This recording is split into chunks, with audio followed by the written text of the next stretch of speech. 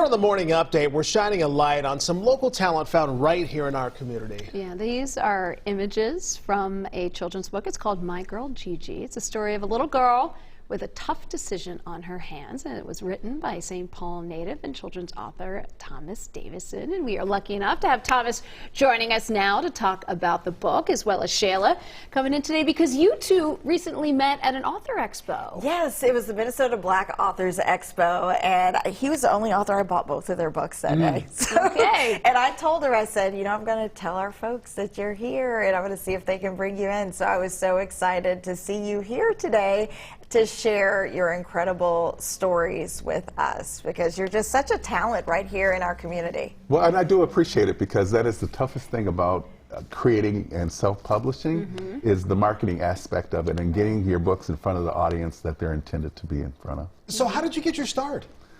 You know, I've always liked to write in high school and things like that. I never thought or even imagined that I'd become an author myself, because I just didn't come from those means in order to have those things produced. And I just say it's a blessing from God that He presented me to do Daddy, Can You Hear Me first? And it's just opened doors and created a journey that I never thought I'd have. So this is your first book back from year 2000, so you've been doing this for quite a while. This is the new book, the one that we just mentioned. This is My Girl Gigi here, and can you tell us a little bit about this one? Gigi? My Girl Gigi. It's a story about a little girl named Gigi who is faced with a big decision. So she loves the double dutch, and she's training the double dutch when her grandmother calls her in and says, I'm going to take you and your little brother Picklehead to Disney World, which she's excited. They're both elated until they find out that Grandma didn't look at the calendar, and she scheduled the trip the same day as Gigi's competition. So now she's got to make a decision. Does she stay behind with her teammates or let them down and go to Disney World with her grandmother? It's kind of a decision that there's no right or wrong, and you'll get different answers depending on who you ask as far as the kids go. Have you ever drawn on your personal experience when you write? And when you write children's books, do you use your personal experience at all, or no? Yeah, the Daddy, Can You Hear Me? Really, I lost my dad when I was 16. He is absolutely my hero. So a lot of those feelings and emotions and things that we did together are written in that book. But the Gigi book, it just comes from just the enjoyment of writing and creating and just imagining. So I think I lean on that a little bit more. Shayla, you said that Thomas's were the only two books that you bought both of at this expo. What was it that drew you to him? Well, a lot of it is I like talking to people, and just I enjoyed the conversation that we had. And then sometimes when I'm buying books, I'm thinking about who am I going to connect with down the line that could connect with the story in that book. Because sometimes I buy the book to keep, and sometimes I buy it because I think I'm going to run into somebody that needs the story in these pages. And it was really the story in Daddy, Can You Hear Me? I said, I know I'm going to run into somebody that needs the message here. And then I know the timeliness with My Girl Gigi coming out now. There are challenges that small children face that feel like really big decisions for them. And they're wondering, oh my goodness, what should I decide, and am I making the right decision? And he kind of skillfully navigates that in those pages. What can feel like a really tough decision for small kids, he comes up with a very clever way to answer what can feel like a really tough question for kids. I'm curious to know from the both of you, because Black authors, it's a very small group. We know that, right? Yeah. For you to connect, because you're an author now. Yes, for you to connect and it seems like form this bond. What has that been like? I just enjoy talking to different authors in general and just hearing their story and learning their journey.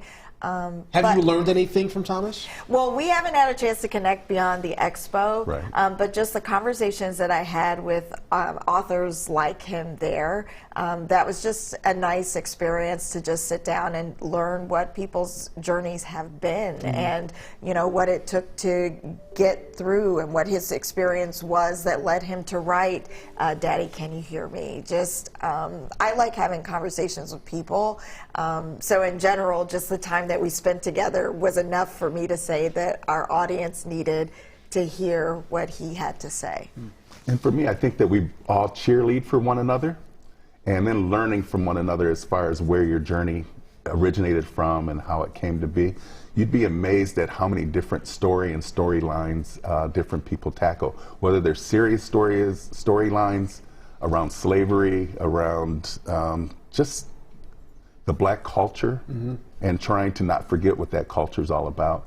I also want to give a shout out though to the immigrants that are coming into the country. Can you imagine how many stories they have? Yeah. You know, there's a whole Hmong community that I'm really affectionate towards. And I can only imagine that they grow up with fairy tales and things like that that we never even consider or hear about. I bet you Yes. there's a lot of people watching here that say, you self-published. Yes.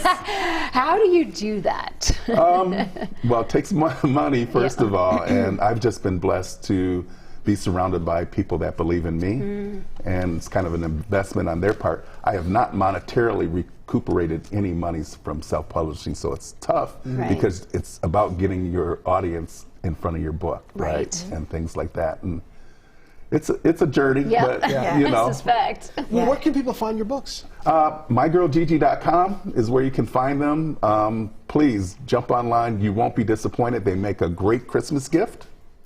No doubt. Yeah. And yeah.